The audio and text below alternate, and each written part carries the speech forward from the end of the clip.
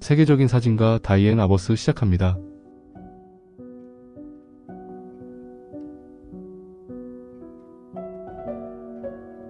저는 2003년에 영화보다 재미있는 사진 이야기를 출간한 적 있습니다.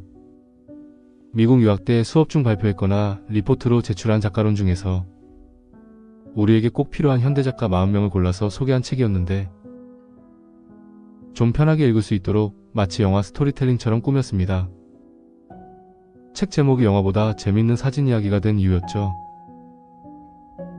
많은 사람들이 참 오랫동안 사랑해주시고 애독해주셨는데 지금도 책장에 꽂혀있는 이 책을 볼 때마다 힘들게 공부했던 시절, 고통스러우면서도 뿌듯했던 그날의 시간들이 생각납니다.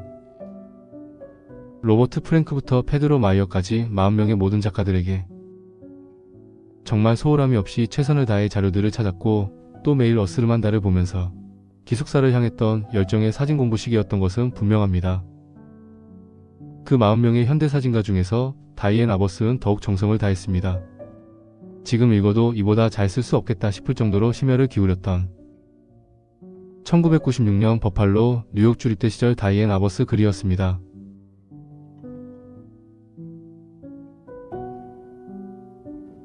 제목은 다이앤 아버스 절망을 쏟아였습니다.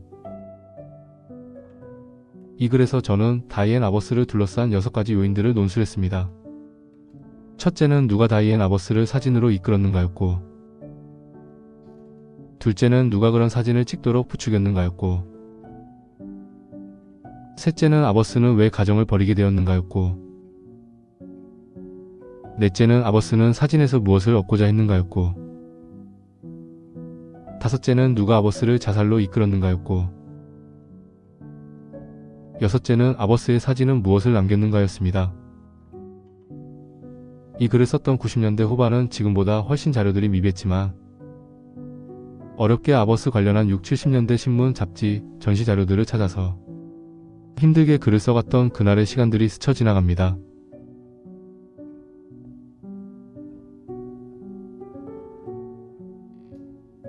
다이앤 아버스는 1923년 뉴욕에서 태어납니다. 섬유 사업을 아는 유복한 유대인 가정에서 성장하지만 고등학교 때까지는 아주 평범한 학생이었습니다. 그러나 대학을 앞두고 인생에 대하여 깊은 고민을 합니다. 그 결과 대학을 포기하고 18살에 결혼을 해버리는데 집안 식구들의 충격이 엄청났다고 합니다. 대학과 결혼을 맞바꾼 사건은 그녀가 보통 내기가 아님을 보여준 것이었죠.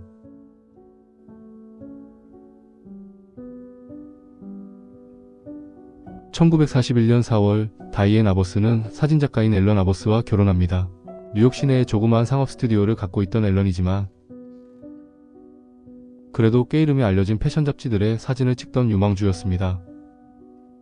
이렇게 다이앤 아버스는 사진작가와 결혼함으로써 사진을 접하고 결혼 5주년 남편에게 그라플렉스를 선물 받으면서 사진에 눈뜹니다. 때문에 다이앤 아버스의 초기 사진들은 남편을 따라다니며 찍은 사진과 시간이 날 때마다 안전하고 편한 장소들을 산책하듯이 찍은 사진들입니다. 우리 앞을 스쳐간 사진들이 초기 아버스의 사진들이었습니다.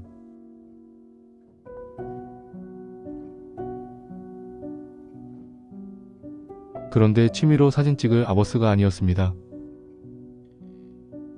1950년 남편에게 자신도 패션 사진을 찍고 싶다고 말하죠. 얼굴도 잘생기고 집안도 좋고 집념도 있었기에 남편은 자질이 있다고 보고 롤라이플렉스를 선물합니다. 이렇게 아버스 부부의 아름다운 패션 및 광고 사진 시절이 시작됩니다. 그런데 이때 다이앤 아버스는 운명적인 두 사람을 만납니다. 한 사람은 당시 뉴욕 패션 잡지를 주물렀던 아트 디렉터 마빈 이스라엘이었고 다른 또 한 사람은 최고의 패션 사진가였던 리처드 아베든이었습니다. 이 두 사람이 다이앤 아버스를 운명처럼 사진의 길로 이끈 첫 인물들이었죠.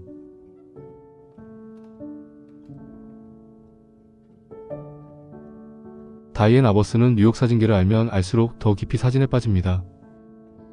이제 가정과 사진을 병행할 수 없을 정도로 사진에 심취하죠. 1958년 사진을 공부하고자 35살 때 뉴스쿨에 입학을 합니다. 그곳에서 아버스는 또다시 운명적인 사진가를 만나는데 아버스의 사진의 모습을 결정지은 여성 사진가 리세트 모델이었습니다. 오랜 상류사회 삶을 즐겼던 그녀에게 전혀 어울릴 것 같지 않은 기이한 삶의 존재들을 찍게 된 것은 전적으로 뉴스쿨에서 만난 사진가 리세트 모델 때문입니다. 아래는 당시 리세트 모델이 다이앤 아버스에게 했던 말입니다. 사진에서 비친 존재를 드러내기 위함이다. 그러니 삶의 가장자리를 비추고 드러내라. 사진에서 노출은 조리개와 셔터가 아니란 걸 깨달아야 하고, 어둠에 가려진 것, 소외되어 말해지지 못한 것, 버림받아서 힘겨워한 것, 헤아리지 못해 고통받는 것, 그 모든 약자들과 영혼들을 비추는 것이 빛이고, 그것이 진정한 노출이며 그리고 너의 사진의 소명이다.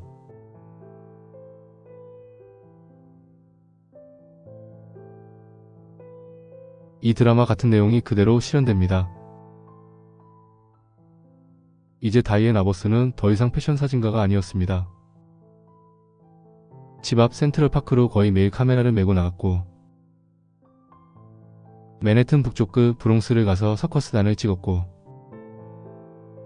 남쪽 끝 브루클린을 가서 사회로부터 따돌림을 받는 존재들을 찍었으며, 동쪽 끝 코니 아일랜드로 가서 하루하루 삶을 사는 하층민을 찍었습니다.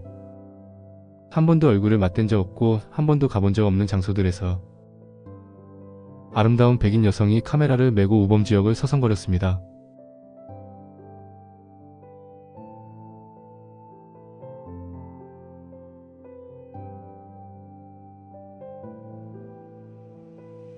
저는 이 시기에 아버스를 생각할 때마다 비비안 마이어를 떠올립니다.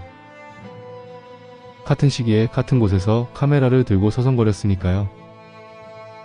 그러나 결과는 달랐습니다. 두 여성 사진가를 갈라놓았던 것은 비교할 수 없는 경제적 차이와 인맥의 차이였습니다. 롤라이플렉스를 들었던 두 사람의 차이는 결국 부와 계급의 차이였고 관계와 인맥의 차이였던 것입니다.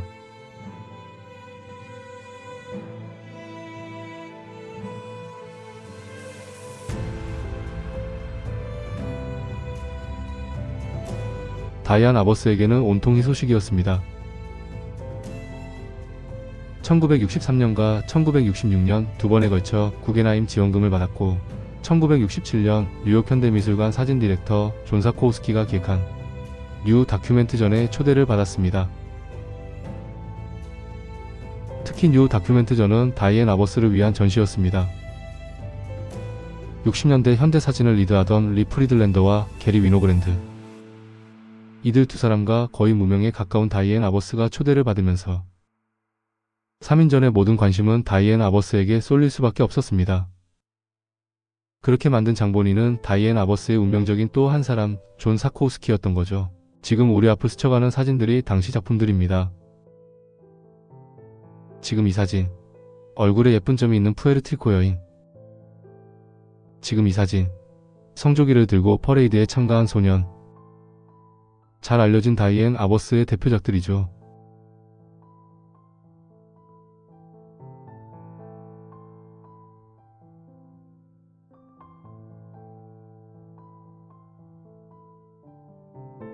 다이앤 아버스는 1967년 뉴 다큐멘트전을 기점으로 뉴욕 사진계의 스타로 올라섭니다. 유명한 작가들이 모두 남성이었던 그 시절, 다이앤 아버스가 히로인이었던 것은 분명합니다. 그런데 그 기대감과 주목도가 아버스를 이상한 방향으로 몰아가죠. 지난 전시보다 더 좋아야겠다는 강박관념이 심해지고, 지난 작품보다 더 열심히 사진을 찍어야 한다는 부담감이 작용합니다.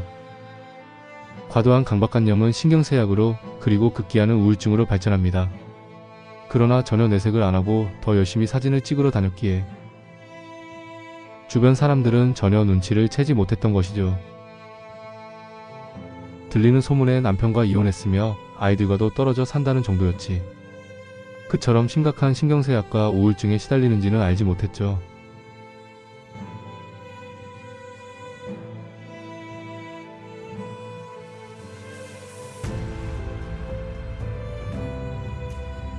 당시 유일하게 다이앤 아버스를 위로하고 힘이 되었던 사람은 아트 디렉터 마빈 이스라엘과 암시 작업을 도와주었던 닐 셀커크였습니다. 두 사람도 아버스가 그렇게 심각한 우울증에 직면했다는 사실까지는 몰랐습니다. 1967년 뉴욕 현대미술관 전시 때 아버스가 마주한 악평 중에 특히 악취미 여자 그리고 부끄럼도 모른 여자라는 악평, 또한 부잣집 여자가 할 짓이 없어서 저런 사진을 찍으면 논다는 악평이 아직도 그녀에게 앙금처럼 남아있거나 괴롭히고 있구나 정도였죠.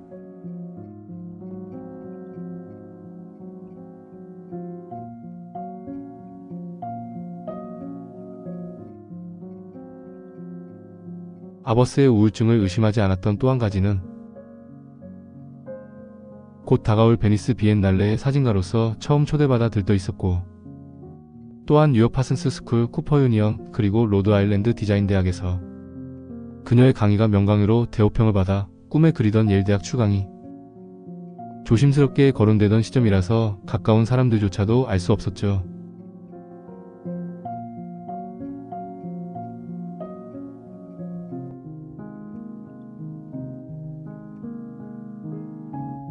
(1971년 7월 25일) 아버스의 절친들은 그녀로부터 전화를 받습니다. 그들은 전혀 눈치를 못 채고 마지막 통화를 합니다. 그리고 자정 무렵에 아버스는 욕조에서 동맥을 끊죠. 시신은 이틀 후에 마빈 이스라엘에 의해 발견됩니다. 과다출혈 쇼크사였습니다. 이렇게 파란만장했던 다이앤 아버스의 삶은 48살로 마감됩니다.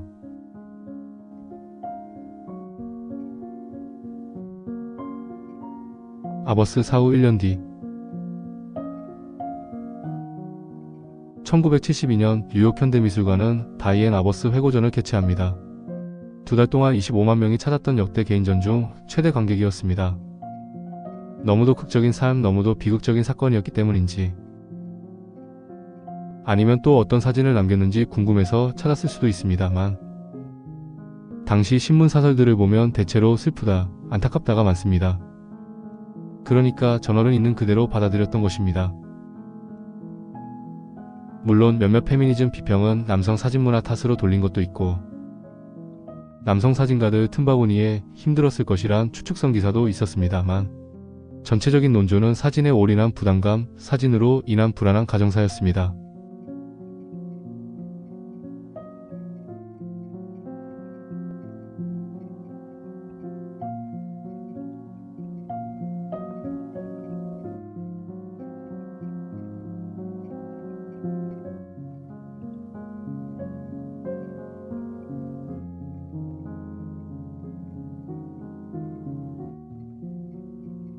다이앤 아버스 재단은 2003년 다이앤 아버스의 누설이란 책을 출간합니다. 다이앤 아버스에 대한 모든 것이라고 할 만큼 그동안 가족들이 꽁꽁 감췄던 아버스의 수첩과 작업일지와 메모를 포함하여 그녀의 성장사, 가족사, 사진사, 관계사에 이르기까지 다이앤 아버스의 모든 꿈과 로망, 그리고 사진의 길에 들어서면서부터 그녀가 당면했던 온갖 혼란들, 아픔들, 상처들, 가족의 버림받음까지 실증적 자료들을 공개한 장대한 모노그래프였습니다.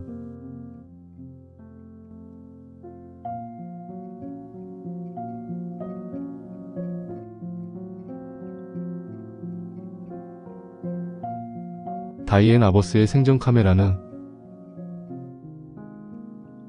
그라플렉스와 니콘, 그리고 롤라이플렉스와 마미아플렉스였습니다. 작가의 길에서는 거의 중형 카메라만 사용했습니다.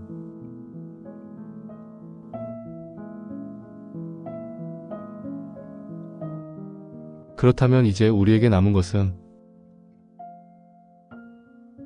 6번째 물음이었던 아버스의 사진은 무엇을 남겼는가입니다. 미국 사진사는 다이앤 아버스로부터 60년대가 끝납니다. 그러면서 또 아버스로부터 70년대가 시작됩니다. 그러니까 아버스가 6, 70년대 징검다리 역할을 한 거죠. 먼저 아버스의 죽음은 현대사진의 신화로 자리합니다. 최초로 자살로 생을 마감한 사진가. 최초로 뉴욕 현대미술관에 비치되었던 여성 사진가.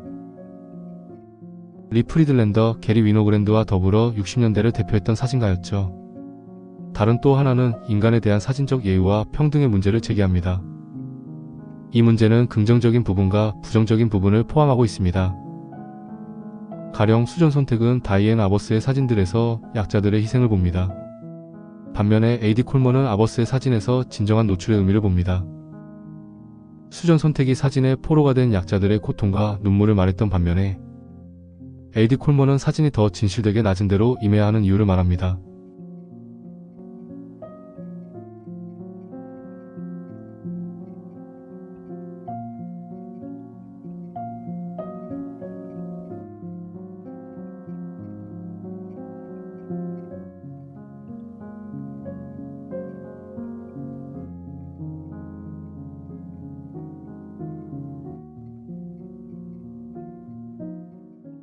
지금부터 다이앤 아버스의 시간의 초상 보시겠습니다.